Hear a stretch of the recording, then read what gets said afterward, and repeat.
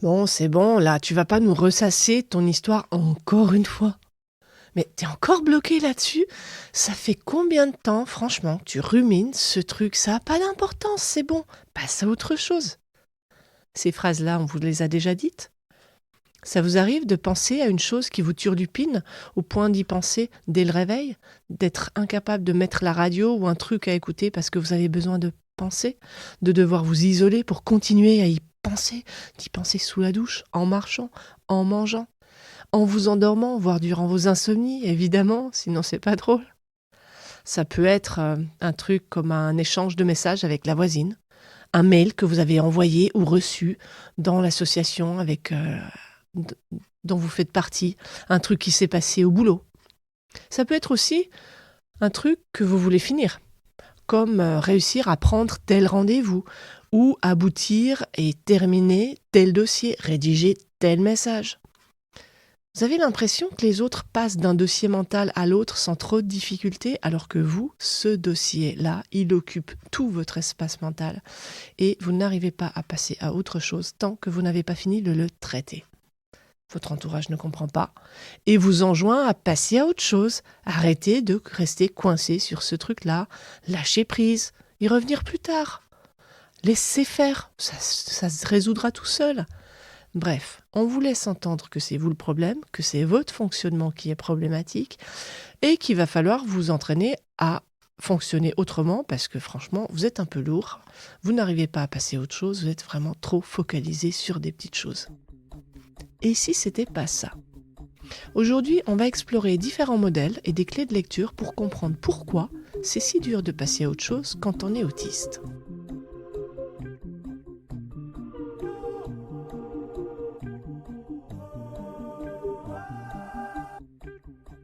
Bonjour, je suis Yaël Maya, ancienne chef d'entreprise, maman, fille, sœur, nièce et cousine de personnes autistes, avec pas mal de TDAH aussi et des troubles anxieux généralisés dans la famille. Si vous me suivez déjà, vous savez que je suis désormais à mon compte en tant que père aidante familiale professionnelle en santé mentale et troubles du neurodéveloppement et étudiante à Lyon 1 en psychoéducation pour créer, coordonner et mettre en œuvre des programmes de psychoéducation. Donc,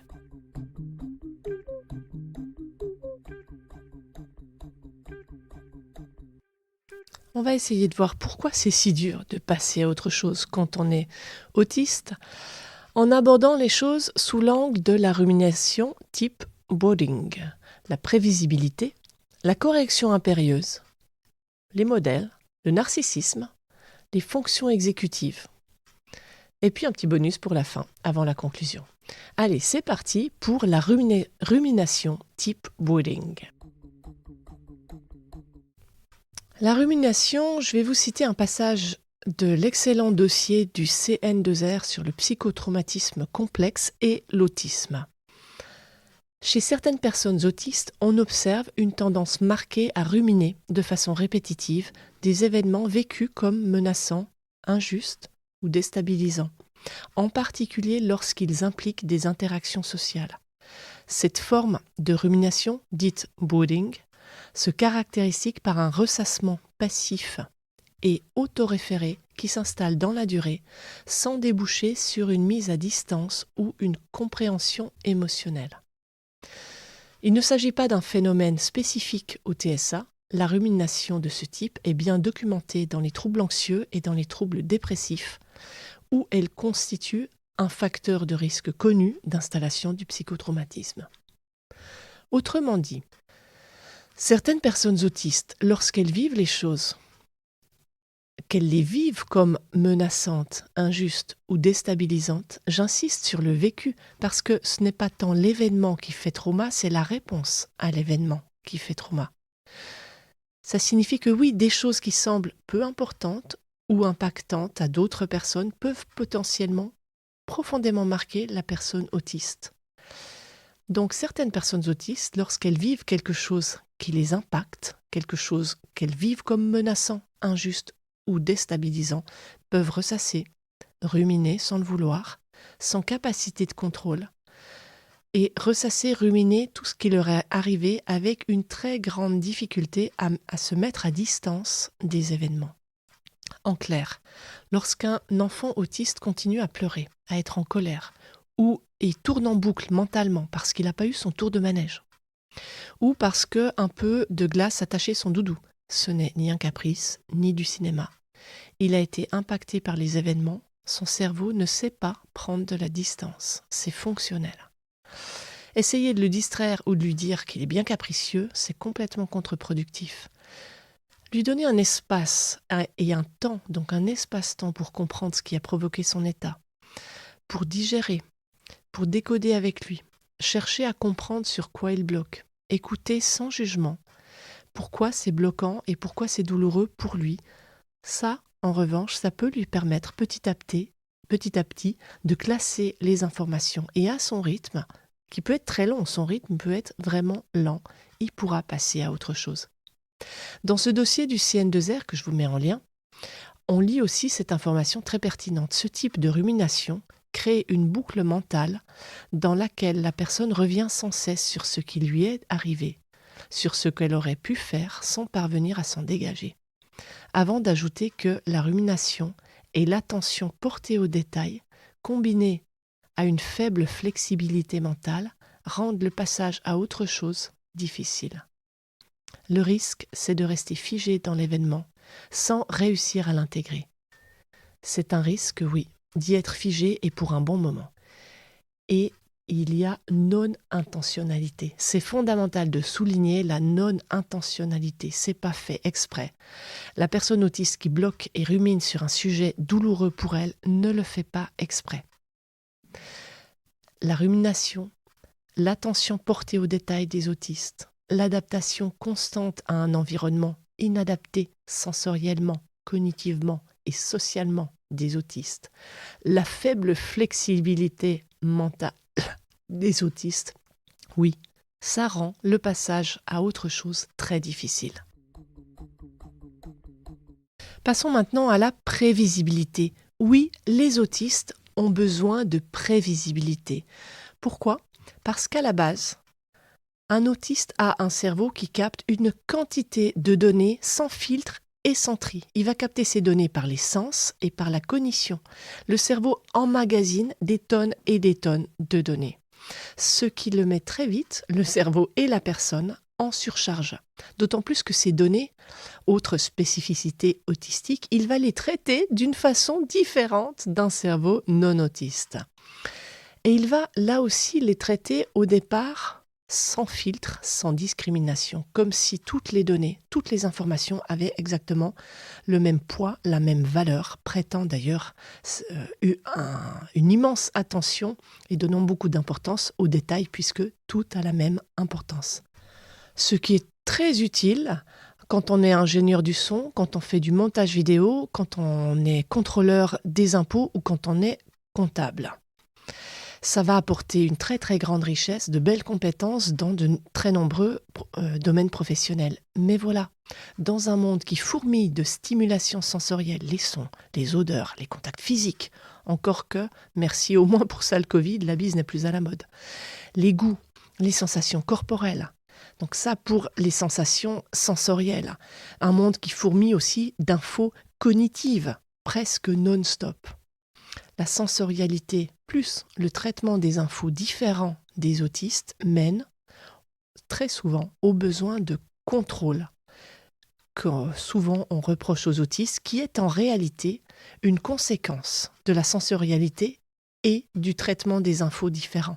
Parce que pour réduire les imprévus, pour réduire l'anxiété, pour réduire la surcharge que toutes ces informations arrivées sans filtre et sans discrimination provoquent, c'est indispensable d'avoir un petit peu de contrôle sur les événements, sur les imprévus, d'avoir des routines, d'avoir de la prévisibilité, de savoir à peu près ce qui va se passer pour pouvoir s'y préparer. La prévisibilité, c'est une condition sine qua non pour que l'autiste ne soit pas en permanence en mode survie. C'est pas un aménagement, c'est pas un geste, une faveur, un petit effort qu'on pourrait faire pour les autistes.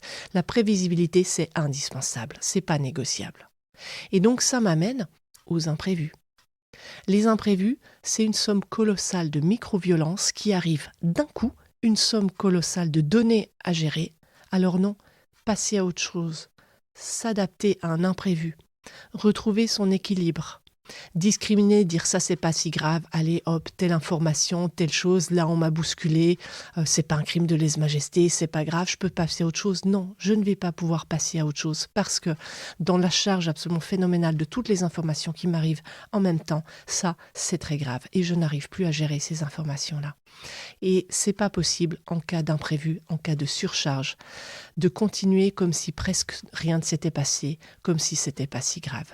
Ça va pas être possible. Parlons maintenant de la correction impérieuse. Certaines personnes autistes sont câblées comme ça, avec ce besoin de cohérence, de logique, de respect des normes qui ont été définies, acceptées par les parties. Alors quand le collègue fait une faute, quand la voisine prononce mal un mot dans une autre langue, quand on fait un truc le samedi à 15h07 alors que c'était prévu à 15h, le cerveau a mal. Quand l'enseignant se trompe sur une donnée, c'est un besoin impérieux de le dire et de faire corriger l'erreur. Alors il y a des explications largement plus scientifiques que ce que je viens de vous dire pour expliquer ça. Mais comme je ne suis pas experte ni neuropsy et que j'ai beaucoup de travail par ailleurs, je vous avoue, je ne vais pas m'y risquer. Mais il y a des explications pour ça. Moi, je vais rester sur le cerveau qui a mal. C'est violent de voir un truc qui est faux. Cette fixette que va faire l'autiste dessus, cette impossibilité à passer à autre chose tant que c'est pas corrigé, là non plus, c'est pas pour vous enquiquiner. C'est pas pour enquiquiner les autres, son entourage. C'est pas pour passer pour quelqu'un de plus savant, de plus malin. C'est pas pour passer pour un je sais tout. C'est pour retrouver de la cohérence interne. Si la personne a besoin de corriger et de dire là où il y a les erreurs et de les faire corriger, ça n'est pas par rapport aux autres, c'est par rapport à elle. Elle en a besoin pour son propre équilibre. Parce que l'incohérence, ça fait mal. Et que les autistes, comme les autres, n'aiment pas avoir mal et ont besoin de réduire leur douleur. Petit focus à présent sur les modèles. Dans un tout autre champ, passer à autre chose, c'est difficile quand c'est pas logique. Et c'est pas logique quand ça se passe pas comme prévu. Et ce qui est prévu dans un cerveau autiste, c'est prévu parce que ça a été observé au préalable, ça a été modélisé. Il en a des représentations, des modèles qui ont été longuement étudiés, qui ont été peaufinés. Le cerveau en a tiré des patterns, ce qui lui donne une prévisibilité. Donc si ça ne passe pas comme c'était prévu dans son modèle, dans son pattern, eh bien c'est illogique. Le pattern ne marcherait pas, comment ça se fait ? Et le cerveau bug, ou plutôt mouline, comme l'ordinateur qui a trop de données d'un coup, trop d'infos à traiter et qui ne peut plus faire autre chose que de mouliner dessus pour les traiter. Par exemple, un enfant ou un adulte qui a beaucoup lu ou regardé les films Marvel, il en aura tiré comme conséquence, comme pattern que le méchant, il y a une justice et le méchant paye toujours. Alors quand dans la cour d'école ou au boulot, c'est pas le cas, que le méchant ne paye pas, que le méchant s'en tire avec impunité, ça bug, c'est pas logique. Et on n'arrive pas à passer à autre chose parce que, entre guillemets, ça n'aurait pas dû se passer comme ça. Alors oui, la façon dont nos certitudes se sont construites va fortement impacter pour un cerveau autiste, pour tout le monde d'ailleurs en réalité, la façon dont nos certitudes, nos valeurs se sont construites, ça va impacter notre capacité, ou plutôt notre difficulté, dans les exemples qui nous concernent, à passer à autre chose. Tant qu'un autre modèle, une autre explication, un autre pattern n'est pas construit. Et ça touche aussi à la prévisibilité. Par exemple, une injustice entre frères et sœurs, ou une injustice au travail, c'était pas logique, c'était pas prévisible, parce qu'on avait bien observé, on en avait tiré un modèle, on avait intégré les règles. Alors oui, ce sentiment d'injustice, il aura vraiment du mal à passer. Il va falloir du temps pour écouter vraiment et entendre le cheminement mental de la personne qui reste bloquée dessus. Et maintenant le narcissisme. Une autre chose perçue comme illogique pour les autistes et qui peut les faire bugger ou mouliner sur un sujet, c'est le fait qu'on soit dans une société qui met au pouvoir et qui met en lumière des personnalités narcissiques ou tricheuses si vous préférez. C'est pas tout à fait la même chose, mais ça va souvent ensemble. Par exemple, les stars sont plus souvent des personnes qui utilisent les autres pour obtenir leur mise en lumière que des gens humbles qui se construisent avec les autres. Plus souvent, pas toujours, j'ai dit. Les politiques, quant à eux, à mon sens, ce sont rarement des gens francs et honnêtes qui cherchent réellement le bien commun et priorisent le bien commun à leurs intérêts personnels. Les grands patrons, régulièrement, ce sont des personnalités qui usent et abusent des autres, de leur pouvoir. Les religieux charismatiques ont trop souvent, des actes qui dissonnent avec leurs paroles. Pour une personne autiste qui donne plus d'importance aux données qu'au mode d'expression des données, au fond qu'à la forme, qui passe du temps à observer, à analyser, à construire avec le plus de données, d'informations possibles, se heurter à des comportements superficiels, narcissiques, tricheurs, qui constituent à écraser, à écarter, à humilier, à tirer profit des autres, à les utiliser pour pouvoir leur passer devant, pour être plus riche, plus fort, plus reconnu, plus médiatique. C'est pas logique. Et quand c'est pas logique, c'est difficilement compréhensible. Alors non, le cerveau n'arrive pas à passer à autre chose parce qu'il a besoin de comprendre. Il va comprendre ce monde d'ailleurs. Ce qui nous amène à présent aux fonctions exécutives. Les fonctions exécutives, ce sont comme différents logiciels dans notre cerveau qui vont nous permettre de coordonner la machine qu'est notre corps, l'ensemble de ce qu'on est. Notre corps et nos processus cognitifs en réalité. Voilà, l'ensemble de ce qu'on est. Donc ce sont des processus cognitifs profonds qui vont nous permettre d'agir. Ça va nous permettre de changer de tâche et de nous adapter. La flexibilité mentale. Ou par exemple d'éviter de crier « mais quel crétin ce type !» dans une conférence quand on se rend compte qu'on en sait plus que lui. C'est l'inhibition. C'est fonction exécutive aussi. Ça nous permet, les fonctions exécutives, de coordonner nos gestes pour nous habiller, pour nous rappeler où sont nos affaires, pour nous organiser.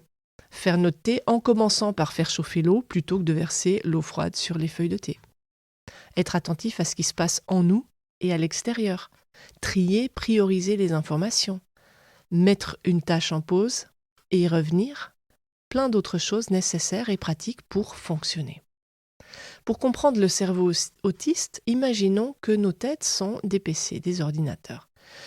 Quand on branche un truc via un port USB, dans un ordinateur standard, on a des pilotes qui vont très rapidement, sans que la machine souffre de ralentissement, ces pilotes ils vont rapidement identifier ce qui vient d'être branché. Est-ce que c'est une souris, c'est une imprimante? Si c'est une imprimante, est-ce qu'elle est nouvelle ou déjà connue? Pareil pour la souris. Est-ce que c'est une clé USB? Si oui, il y a quel type de fichier dessus? C'est du texte, de l'audio, de la vidéo? Un fichier inconnu? Est-ce que c'est un nouveau logiciel qu'on essaye d'installer via cette clé? Et notre fameux cerveau PC va proposer une ou plusieurs actions. Est-ce que vous voulez ouvrir un fichier? Avec quel programme? Est-ce que vous voulez installer cette imprimante? Dans le cerveau PC autiste, il n'y a pas de pilote. Imaginons que les informations, on branche quelque chose sur port USB et les informations arrivent brutes de décoffrage en quantité folle, puisqu'il y a les infos sensorielles, il y a les infos sociales, cognitives, donc en quantité beaucoup plus importante que sur un ordinateur normal. Donc déjà, les informations sont beaucoup plus nombreuses et en plus, elles arrivent non triées et en plus, le cerveau de l'autiste n'est pas équipé pour faire le tri de façon assez rapide et assez automatique. Vous imaginez bien, très très vite, très régulièrement, il y a surcharge. Le cerveau se met à mouliner, surchauffer, mouliner, parce qu'il va devoir traiter ces données une à une, les classer l'une à une. Alors ça, c'était un reproche, cette info. Ça, c'est une réaction à ce que j'ai dit. Ah mais ça, c'était un truc sans filtre et maladroit de ma part. Est-ce que c'est ça? Ou est-ce que, en fait, il m'a demandé d'être honnête? Est-ce que j'aurais dû dire... Ah ben ça, non, par contre, ça, c'est une info sensorielle. Ça, c'est aussi une info sensorielle. Mais cette info sensorielle, est-ce qu'elle me parle de mon ressenti physique parce que j'étais mal, parce que j'avais l'impression qu'il m'engueulait? Ou c'est une info sensorielle de la chaleur externe qui venait du radiateur? Ça vient de moi ou ça vient de l'extérieur? Ça surchauffe. Chaque type d'info va devoir être hiérarchisé, trié, analysé, traité, classé, rangé, organisé. Ça prend un temps fou. Et pendant ce temps, nos jolies fonctions exécutives qui nous permettaient de faire fonctionner la machine normalement, de nous organiser, de nous habiller, de nous faire à manger, de répondre à une conversation, de prioriser, etc. Tout ça, ça ne marche plus parce que toute la mémoire vive est utilisée à traiter ces infos-là.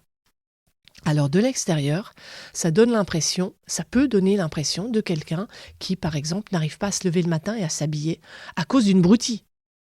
Ça peut aussi donner l'impression de quelqu'un qui ne fait pas l'effort de lâcher prise, qui mouline sur un truc qui n'était pas si important que ça, qui est égocentré, qui se préoccupe que de lui, qui mouline sur cette petite histoire, en n'étant pas capable de faire le petit déjeuner pour la famille ou de passer à autre chose et puis de prioriser en disant commence par faire les choses là du quotidien et puis tu y repenseras plus tard. Ça, c'est de l'extérieur, parce que de l'intérieur, c'est quelqu'un qui essaye de comprendre et d'organiser des infos qui lui sont arrivées brutes de décoffrage en quantité astronomique et qui n'a pas les logiciels pour les traiter de façon relativement instantanée. Ça prend du temps, c'est long, et oui, ça bloque les autres fonctions. Alors, bonne nouvelle, quand les infos sont traitées, classées, archivées, le cerveau peut passer au dossier suivant, qui peut être faire le petit déjeuner, s'habiller, ou qui peut être traiter l'embrouille suivante. C'est pourquoi, il me semble, essayer de faire stopper la rumination des autistes est un non-sens. Essayer de trouver des techniques pour réduire la rumination me semble vraiment un non-sens. Et par ailleurs, refuser de répondre aux questions des personnes autistes, à leurs demandes précises, c'est violent. Parce que la rumination, c'est un processus et que les questions posées, les infos demandées sont un besoin, une nécessité pour pouvoir justement traiter les données et réussir à archiver, à classer les choses, archiver ce dossier mental correctement. Une fois n'est pas coutume, petite pause et spéciale dédicace à ma chère maman qui trouve que je ne fais pas assez de pub pour mes activités. Donc une fois n'est pas coutume, je vous glisse la minute auto-promo dans cette chronique. Je fais des ateliers d'assertivité. Si vous voulez être outillé et pratiquer votre façon de poser vos limites, de dire non, apprendre à demander, en vous respectant et en respectant l'autre. Ce qui est pas mal, parce qu'on y gagne tous. Celui qui dit stop ou demande ne se fait pas violence en donnant trop ou en subissant parce que justement il n'arrive pas à dire stop ou à demander. Et puis, celui à qui on demande ou à qui on dit stop ne se sent pas violenté par nos limites ou notre demande si on le formule de façon un peu rapide, un peu abrupte ou hors contexte. Alors, si vous voulez connaître et pratiquer ces outils, vous pouvez vous offrir ou offrir à votre proche un atelier d'assertivité. Ce sont des ateliers vraiment pratico-pratiques sur des situations très concrètes qui durent 1h30. Je vous mets en lien avec les infos, tout ça en description. Et j'en profite pour vous préciser que je pratique pour ces ateliers à la fois le café suspendu et le tarif demi-prix. C'est-à-dire que les personnes en délicatesse économique, sans avoir besoin de me justifier ou d'expliquer quoi que ce soit, peuvent bénéficier du demi-prix. Et celles qui estiment avoir plus d'aisance peuvent, et qui souhaitent le faire, peuvent prendre le tarif soutien. C'est donc comme un café suspendu, dans le sens où la personne qui le peut et qui souhaite l'offrir offre 50% de l'atelier à l'autre personne. J'ai la même politique tarifaire sur les séances de guidance parentale, d'accompagnement individuel, psychoéducation, pérédance familiale professionnelle. Et pour avoir plus d'infos, vous regardez en descriptif ou sur mon site mayael.org. Petit bonus avant la conclusion, connaissez-vous Bluma Zeigarnik, psychologue lituanienne qui, dans les années 1920, avait été interpellée par le fait que les serveurs qu'elle observait en prenant son café avaient une mémoire complète de la commande d'une table jusqu'au paiement. Et puis oubliaient la plupart du temps complètement la commande une fois la table partie. Cette sensation d'inachèvement maintiendrait le cerveau comme focalisé sur là où les tâches en cours. Les problèmes en cours occuperaient tout notre esprit. Et une fois terminés, ils pourraient être oubliés. Alors moi, j'aime énormément cette théorie. Mais il y a un petit bémol à la fin, vous allez voir. Parce que j'aime cette théorie parce que imaginons ça dans un cerveau autiste. Imaginons ce que ça peut donner, la tâche non non terminées et combien les projets, les tâches, les soucis en cours occupent l'esprit et combien on peut passer à autre chose une fois que le problème, la tâche ou le projet est terminé. Et en fait, non. Parce que même si ce modèle est bien joli et explique plein de choses, et je vous l'ai dit, il me plaît beaucoup, depuis 100 ans, il a pu être testé, révisé, on a beaucoup plus de connaissances sur le cerveau et c'est quand même nettement plus complexe que ça. Alors on peut garder l'effet Zeigarnik pour faire notre petit effet justement au repas de Noël si on veut, mais sur le plan scientifique, ça tient plus trop. Ne m'en voulez pas de cette taquinerie, cette histoire, elle est trop jolie pour réussir à m'abstenir de la citer. En conclusion, vous voulez aider une personne autiste à passer à autre chose ou vous aidez vous-même ? Je dirais qu'on peut faire 2 choses. Répondre aux questions et offrir un espace de sécurité, de co-régulation. Répondre aux questions. Répondre aux questions à la personne si elle en a. Même si elles nous paraissent bizarres, ces questions. Même si on a envie de lui dire « mais enfin c'est un détail, ça compte pas, c'est pas ça l'important ». Eh bien si, pour elle c'est important. C'est important de savoir exactement quels anesthésiants on va lui injecter même si elle n'est pas médecin. C'est important de savoir pourquoi vous avez corrigé un devoir en vert alors que d'ordinaire c'est en bleu que vous le corrigez. C'est important de savoir si oncle Georges prend le train et quel type de locomotive sera devant le train. C'est important de savoir si ce médicament c'est un générique ou non. C'est important de savoir quel type de papier cadeau vous utilisez pour les cadeaux à Noël.